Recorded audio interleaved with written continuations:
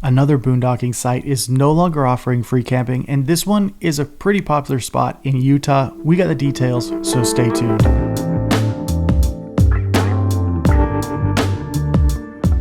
Welcome back to the channel, and thank you for joining me here today. In the string of news of these boondocking closures or transitioning to paid campsites continues to drip in this year. We've seen so many reports of these sites closing down or becoming paid, and this one is the latest in the series. It's happening in the Kolob Reservoir of Utah, and this is located, just minutes from Zion National Park. Here's a view of it on the map.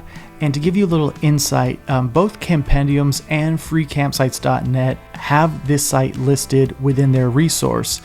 And across both channels, it's rated pretty high at an average of around 4 out of 5 stars with multiple reviews. So it's an active site. People are using those resources to find it.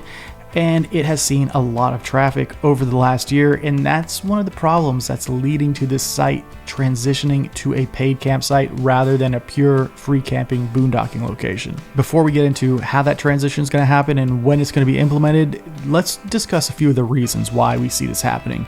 Now, the typical reason is true with this one as well.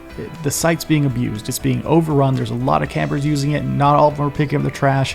And just this excessive usage has prompted local residents to lobby to have this no longer be a free camping site. Additionally, property owners live very close to the site, and some of them have said people have camped on their property rather than the designated free camping area. There are also water district concerns because this is on a body of water, and locals are hoping that transitioning this from a free campsite to a paid campsite will ease the burden of so many boats out on the water. The plan is to transition this site into a reservation-based site with 40 to 50 campsites available to reserve. Now, officials say that there will be a nominal fee to camp there, and all of the fees collected will go towards the upkeep and maintaining of the campsite. A few other things that the locals are wanting to do is implement a camp host. This would be a volunteer position that would then monitor this reservation-based 40 to 50 campsites. And lastly, they're hoping that adding some signage both to where the private property begins and the public property ends, and just some standard rules will help keep this site a little bit cleaner. At the end of the day, what we're seeing here is a boondocking location transition to a paid reservation system.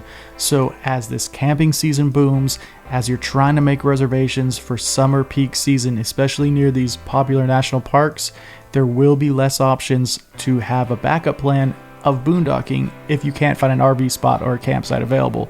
So just know that going into the summer, pre-plan as much as possible.